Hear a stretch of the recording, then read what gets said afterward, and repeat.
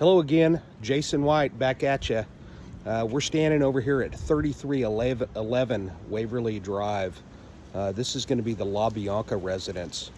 Recently, as recent as today, this was actually in a news feed because Patricia Krenwinkel was denied parole by Governor Gavin Newsom. The parole board actually had granted her parole, and quite frankly, she really has no business getting out.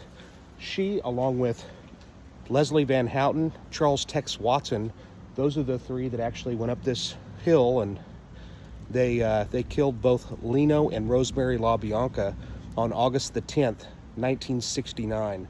So 56 years ago, this brutal murder happened. And what happened is when they returned home from the lake, a weekend at the lake, they had actually went up that long driveway, and that's where Leno had parked his boat. And then they went inside of there. Charles Manson had actually walked up into the house, basically tied them up and told them that they weren't going to get hurt, that he wasn't going to hurt them anyway. And that's when he told the others to go up there and do what they needed to do.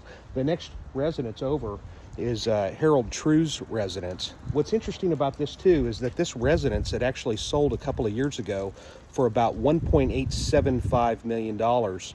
And from what I understand, that the owners that live here currently, they're not really super fans necessarily with the fact of the notoriety that comes with this house. But I have to tell you, this is probably one of the most historic and iconic homicide locations in this country, in the country's history, up until at least OJ, for that matter, and that happened not too far from here either.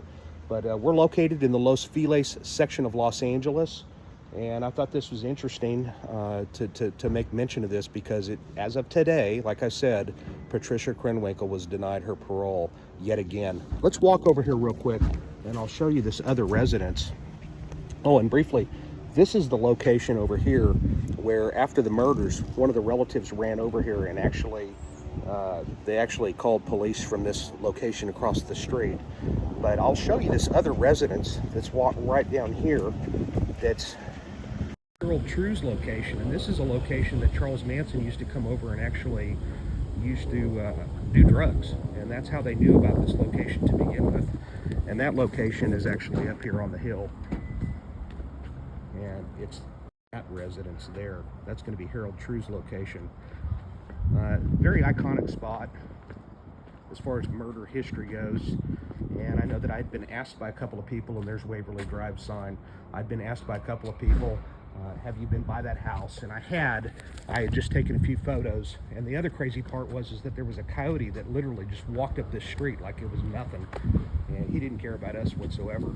But definitely an interesting location. So I'm surprised that people they really don't pay attention to you out here if you're out in video and you're not doing anything. So that's good. We'll talk at you later. But like I said, iconic piece of history, or location of history, that is. And we were over at the Griffith Observatory, so I thought I'd stop and take a quick video. See ya. Bye.